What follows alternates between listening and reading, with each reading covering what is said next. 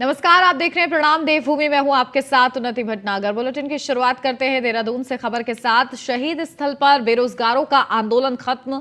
Jail से रिहा होने के बाद बॉबी पवार शहीद स्मारक पहुंचे। आंदोलन कर रहे छात्र छात्राओं से बॉबी पवार ने मुलाकात की। बॉबी पवार ने आंदोलनकारी छात्र छात्राओं को माला पहनाई। शहीद स्थल पर युवाओं को धरने को खत्म करने के लिए कहा है। बॉबी पवार के मनाने पर युवा मान गए हैं। आंदोलन स्थगित हुआ है। बॉबी पवार ने आगे भी आंदोलन जारी रखने का ऐलान किया है। तो शहीद स्थल पर युवाओं से धरने को खत्म करने के लिए कहा है। बॉबी पवार के मनाने पर युवा मान गए हैं। आंदोलन स्थगित हुआ है। बॉबी पवार ने आगे भी आंदोलन जारी रखने का ऐलान किया है। हालांकि कुछ समय के लिए उसे स्थगित कर दिया गया है, लेकिन यह आंदोलन जारी रहेगा, इसका भी ऐलान बॉबी पवार की तरफ से किया गया है। तो आंदोलन में बॉबी पवार की रिहाई की मांग कर रहे थे सभी छात्र और बॉबी पवार को रिहा कर दिया गया, जिसके बाद उन्होंने बाहर निकलते ही सभी छात्रों को मनाया है और यह आंदोलन फिलहाल के लिए स्थगित हुआ है।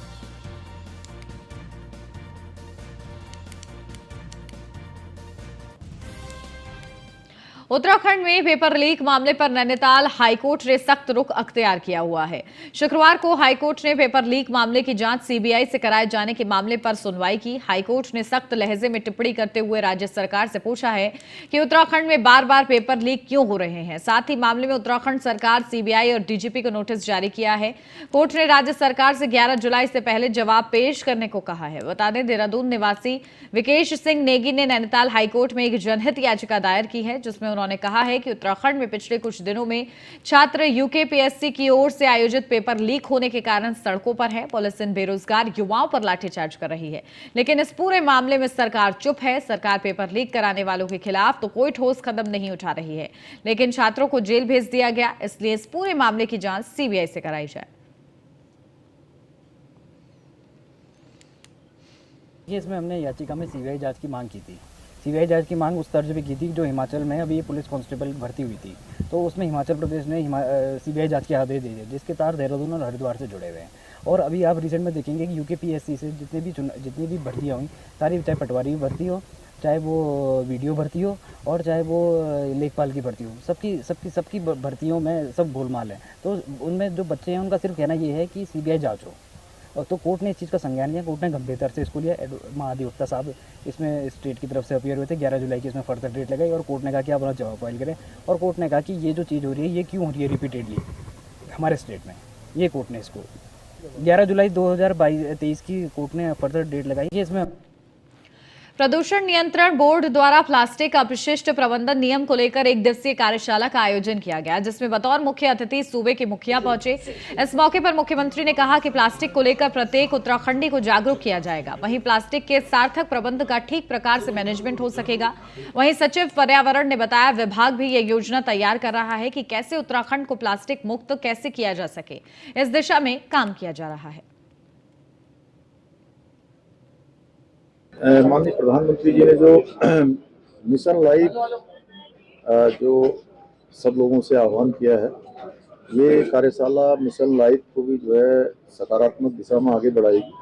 वहीं जो प्लास्टिक का प्रबंधन है, वेस्ट मैनेजमेंट है, उसका भी ठीक प्रकार से मैनेजमेंट होगा और पूरी देवभूमि क्लीन होगी। इस दिशा में हमारे बहुत सारे उद्योग समूह के लोग आगे आए हैं, स्टार्टअप के माध्यम से आगे आए हैं।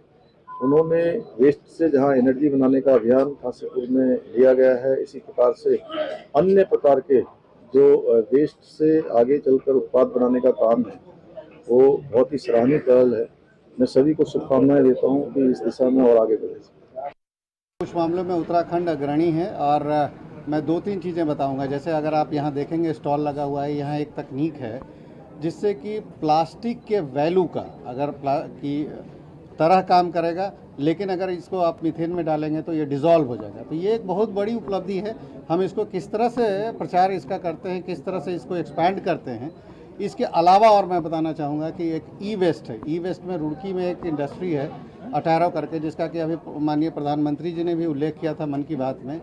वो लगभग 80 to 90% जो ई वेस्ट होता है उसको रिसाइकिल कर देती है। उसमें कई सारे महत्वपूर्ण धातु होते हैं, जैसे कैडमियम होता है, इवन गोल्ड होता है।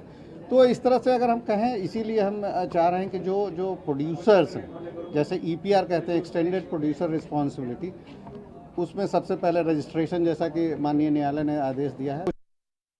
जो हमारे प्लास्टिक पैकेजिंग इंडस्ट्रीज है, प्लास्टिक वेस्ट मैनेजमेंट रूल के अंतर्गत उनको, जैसे प्रोड्यूसर्स है, इंपोर्टर्स है, ब्रांड ओनर्स है, इनफैक्ट प्लास्टिक वेस्ट प्रोसेसर्स है, उन्हें रजिस्ट्रेशन करना होता है स्टेट पॉल्यूशन कंट्रोल बोर्ड के तहत। और सेंट्रल पॉल्यूशन कंट्रोल बोर्ड का जो EPR का वेबसाइट है, उस EPR के वेबसाइट में रजिस्ट्रेशन करने के बाद ही ये प्लास्टिक वेस्ट इंडस्ट्रीज, जो प्लास्टिक वेस्ट इंडस्ट्रीज है, इनका संचालन हो सकता है। तो पिछले कई माहों में इसमें साइट को लेकर दिक्कत आई थी। उसके बाद हमें ये लगा कि एक स्टेट लेवल में वर्कशॉप करते हुए सेंट्रल पॉल्यूशन कंट्रोल बोर्ड के ऑफिसर्स को बुलाया जाए और हैंड्स ऑन एक्सपीरियंस कराया जाए। उस दिशा में आज की ये कार्यशाला आयोजित की गई है, जिसमें लगभग 40 इंडस्ट्रियल एसोसिएशन के प्रतिनिधियों द्वारा भाग लिया गया। न कि उनके द्वारा फिजिकली यहाँ पे भाग लिया गया, बट ऑनलाइन के तौर पर लगभग 1000 लोगों के द्वारा आज का ये इस कार्यशाला में प्रतिभा किया गया। बीजेपी ने अल्मोड़ा विधानसभा क्षेत्र के ग्रामीण मंडल कार्य समिति का आयोजन किया, जिसमें बीजेपी प्रदेश उपाध्यक्ष कैलाश शर्मा और ग्रामीण मंडल अध्यक्ष प्रेम लटवाल ने शिरकत की। इस मौके पर पार्टी पदाधिकारियों ने पार्टी को बूथ स्तर तक कैसे मजबूत किया जाए, इसको लेकर कार्यकर्ताओं में जोश भरने का काम किया।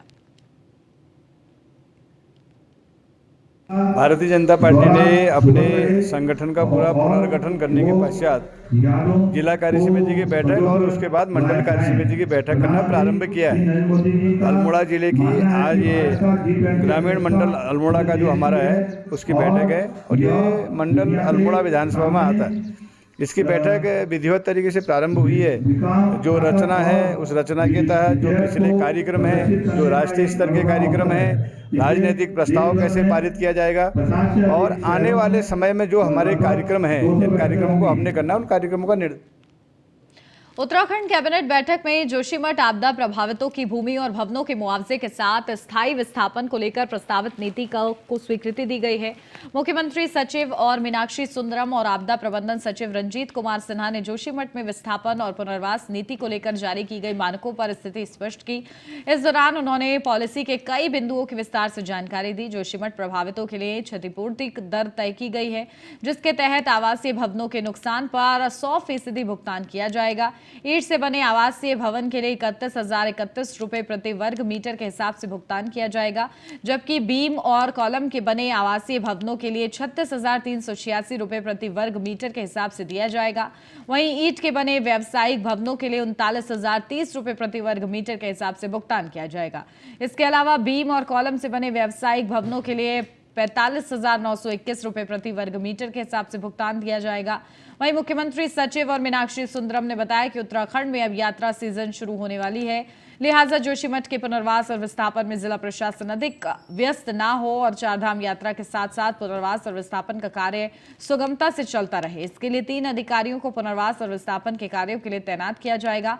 साथ ही SDM की अध्यक्षता में ही पुनर्वास और विस्थापन होगा। जो भी दरें निर्धारित होगी, चाहे भूमि का मुआवजा का हो या भवन का मुआवजा का हो, plinth area rate, circle rate, जो भी दरें निर्धारित होगी उसके आधार पर उनको मुआवजा मिलेगा। अभी हमने भवन का कर दिया, भूमि का बाद में होगा।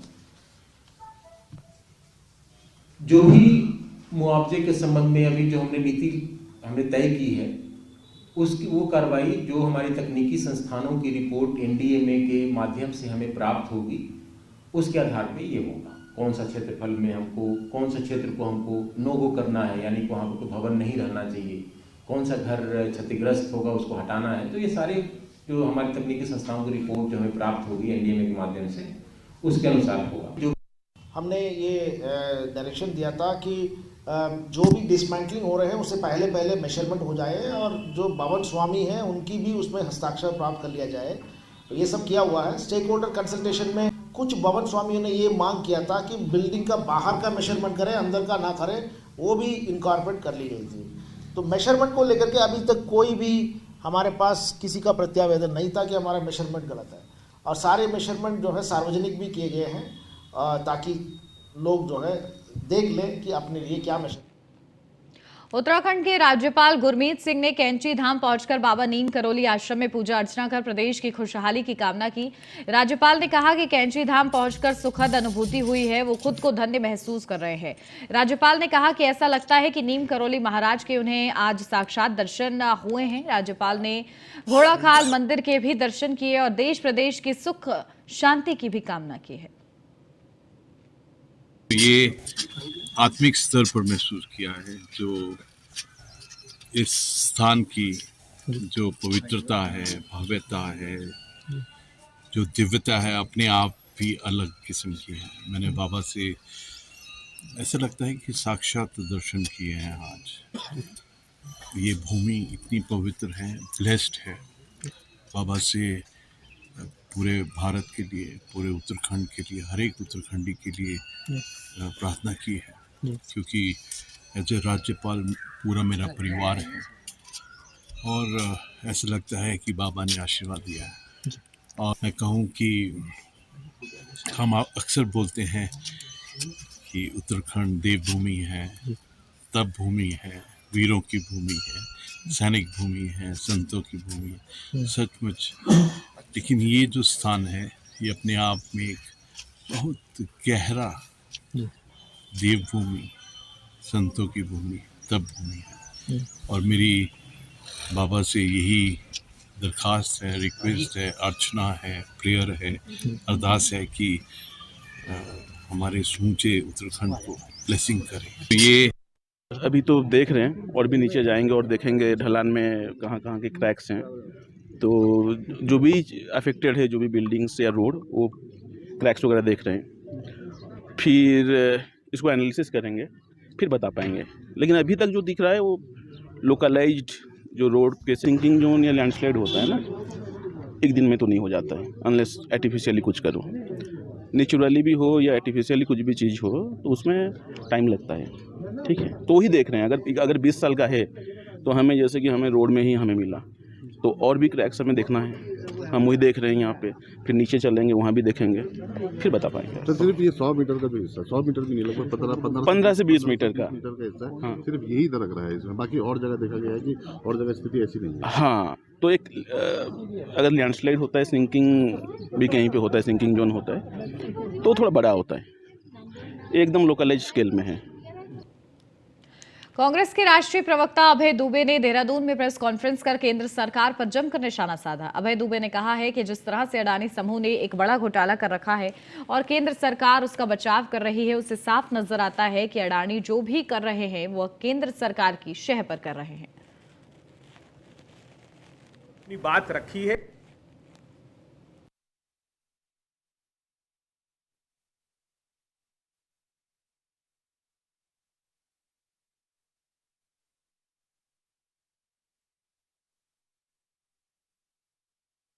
राहुल गांधी जी ने बहुत प्रामाणिकता से सदन में अपनी बात रखी है, हर एक बात प्रामाणिकता से आरोप लगाए हैं, मगर उन्होंने साथ में सवाल भी पूछे कि प्रधानमंत्री जी बताइए कितनी यात्राओं में।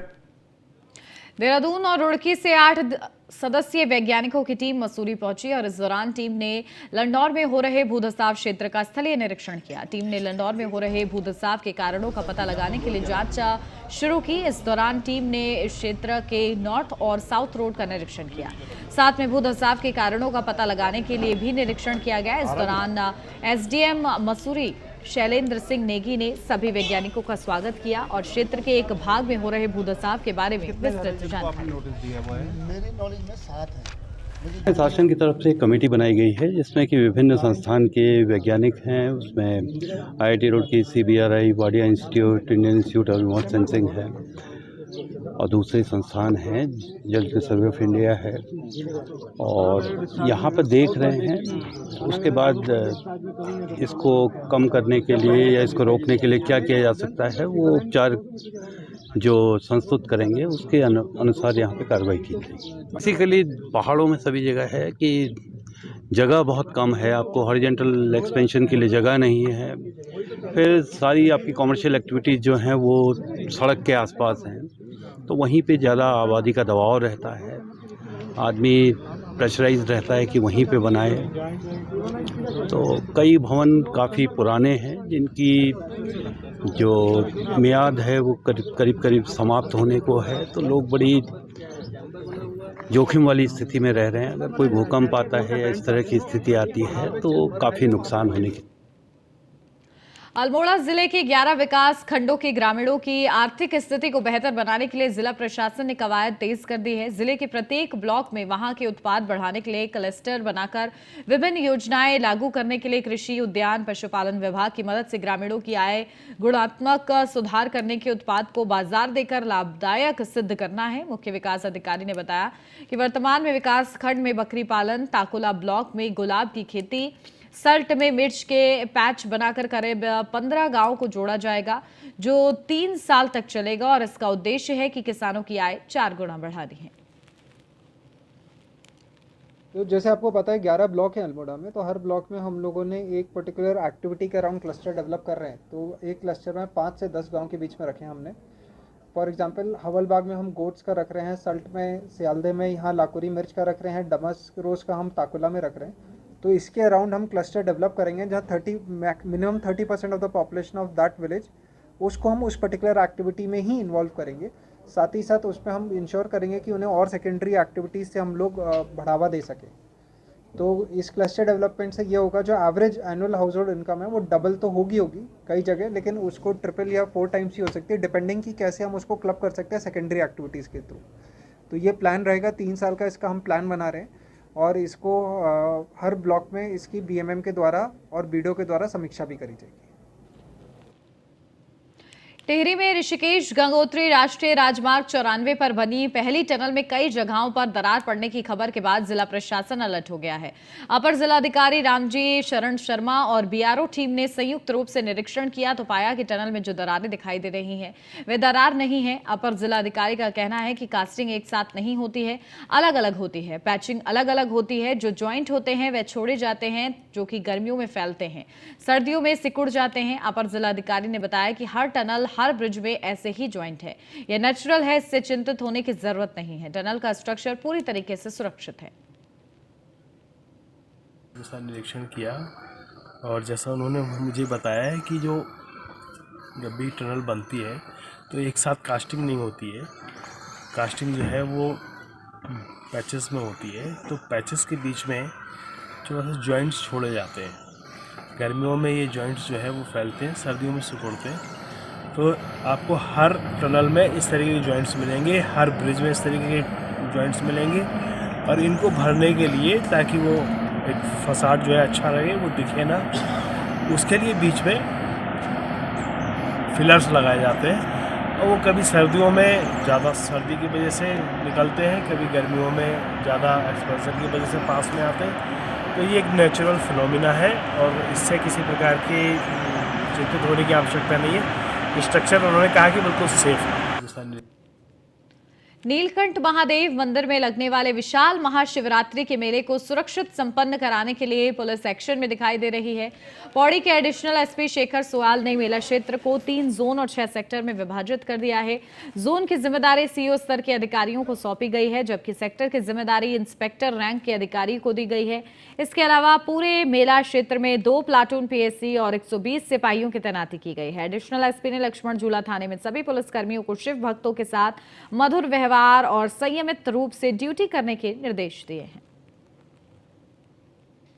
ये जो परसों 18 को हमारा मेन स्नान और मेन जलाभिषेक का दिन है, उसको लेके आज हमारी ब्रीफिंग थी, क्योंकि गढ़वाल मंडल का बहुत बड़ा आयोजन यहाँ पर महाशिवरात्रि को होता है। हर किसी की कोशिश होती है कि नीलकंठ मंदिर तक अपनी एक्सेस करे, तो उसको लेके आज हमने यहाँ पर ब्रीफिंग रखी थी। पूरे जो मेला क्षेत्र है हमारा, उसको हमने 3 जोन, जिसको डिप्टी एसपी रैंक के ऑफिसर लीड करेंगे, और 6 सेक्टर में डिवाइड किया हुआ है। करीब 120 के आसपास हमारे कांस्टेबल, सब इंस्पेक्टर और ट्रैफिक की ड्यूटियां रहेंगी। मेन पूरे आयोजन को लेके जो हमने अरेंजमेंट करने हैं वो ये है, गरुड़ चट्टी से ऊपर को हमारा रोड थोड़ा नैरो है, जो 2 वे चलना है, तो उसमें हमारी पार्किंग प्रॉपर हो, लोग रास्ते में गाड़ी खड़ी न। धर्मनगरी हरिद्वार में चल रही कांवड़ यात्रा में अब तक 8 लाख से अधिक कांवड़िए गंगा जल भरकर अपने गंतव्य की ओर रवाना हो गए हैं। कांवड़ मेला अब और अंतिम चरण में चल रहा है। डाक कांवड़ को देखते हुए हरिद्वार पुलिस प्रशासन ने कई तरह की व्यवस्था की है, जिससे जाम की स्थिति उत्पन्न ना हो और स्थानीय निवासियों को परेशानी का सामना ना करना पड़े। अभी तक 8 लाख से ज़्यादा लोग गंगा जल लेके जो कांवड़िए हमारे प्रस्थान कर चुके हैं और ये आज और कल 2 दिन है मेन, जिसमें मैक्सिमम कांवड़िए आते हैं। तो मैक्सिमम जो बिजनौर, मुरादाबाद, बरेली, उधम सिंह नगर, नैनीताल इस साइड के जो कांवड़िए हैं वो आते हैं ज़्यादातर। देखिए, इन चीज़ों को ध्यान में रखते हुए जो डाक कांवड़ है, चाहे जो भी कांवड़ ट्रैक्टर और ट्रक और इन चीज़ों से आ रहे हैं, उनको ध्यान में रखते हुए गौरी शंकर, नीलधारा पार्किंग जो बिजनौर से आने वाले मैक्सिमम लोग उधर से ही आते हैं, तो उस पार्किंग को एक्टिवेट किया गया। इसके अलावा हमारी अलकनंदा पार्किंग है, ये पंदीप पार्किंग है, चमरादड़ टापू पार्किंग है, मोतीचूर पार्किंग है, इनको भी एक्टिवेट किया गया और यहाँ पे भी सुचारू रूप से गाड़ियाँ आके पार्क हो रही हैं और यहाँ से निकल रही हैं। अभी तक किसी भी तरह की जो जैम की प्रॉब्लम नहीं आई है। जो लोग भी आए हैं स्मूथली अपने अपने गंतव्य पे गए हैं। हमारा जो रूट है, रूट डाइवर्जन भी बहुत उत्तराखंड कैबिनेट बैठक में उद्योग विभाग की 5 अलग अलग पॉलिसियों को मंजूरी दी गई। पॉलिसियों को मंजूरी मिलने के बाद उत्तराखंड में उद्योग को बढ़ावा मिलेगा और राज्य इन्वेस्टर फ्रेंडली राज्य की दिशा में आगे बढ़ेगा। प्राइवेट इंडस्ट्रियल स्टेट पॉलिसी को मंजूरी दी गई है, जिसके तहत अगर कोई अपनी निजी भूमि को इंडस्ट्रियल भूमि में तब्दील कर सकता है तो बाकायदा इसके लिए उद्योग विभाग से सपोर्ट भी दिया जाएगा। उद्योग सचिव पंकज पांडे ने बताया कि उद्योग विभाग की 5 अलग अलग पॉलिसियों को मंजूरी दी गई है, जिसमें सबसे महत्वपूर्ण स्टार्टअप पॉलिसी 2023 है, जो कि उत्तराखंड के नए इन्वेंशन को बढ़ावा देगी। इससे पहले उत्तराखंड में स्टार्टअप पॉलिसी 2018 लागू थी, जो कि अब पूरी हो चुकी है। अब नई पॉलिसी के रूप में स्टार्टअप पॉलिसी 2023 लाई गई है। उत्तराखंड राज्य में समय समय पे इन्वेस्टमेंट को अट्रैक्ट करने के लिए हम लोग पॉलिसीज बनाते रहते हैं और उसमें स्टेक होल्डर कंसल्टेशन करके जो डिमांड है, जो रिक्वायरमेंट है, उसके हिसाब से मॉडिफाई करते रहते हैं। उसी के क्रम में आज हम लोगों ने टोटल 5 नई पॉलिसीज हमने माननीय कैबिनेट के समक्ष रखी थी, वो उन्होंने अप्रूव किया उसको। उसमें स्टार्टअप पॉलिसी 2023 है। पहली जो हमारी पॉलिसी थी वो 2018 की थी, तो 5 साल उसको हो गया था। पिछले साल हम लोग लीडर की कैटेगरी में आए थे स्टार्टअप में, तो उसको देखते हुए हम लोगों ने ये प्रयास किया है कि जो अच्छा काम कर रहे हैं, जो 3 टॉप स्टेट थे इंडिया के, उनके जो इंपॉर्टेंट पॉइंट थे पॉलिसीज के और जो हमारा एक्सपीरियंस रहा पिछले 5 साल में, उसको इनकॉर्पोरेट करते हुए हम लोगों ने स्टार्टअप की नई पॉलिसी बनाई है। इसमें होल ऑफ गवर्नमेंट अप्रोच हमने रखी है कि डिपार्टमेंट, जितने भी डिपार्टमेंट हैं गवर्नमेंट के, सब लोग स्टार्टअप में कंट्रीब्यूट करेंगे। और इसी के साथ इस बुलेटिन में बस इतना ही। खबरों का सिलसिला आगे भी जारी है। आप बने रहिए न्यूज़ 1 इंडिया के साथ।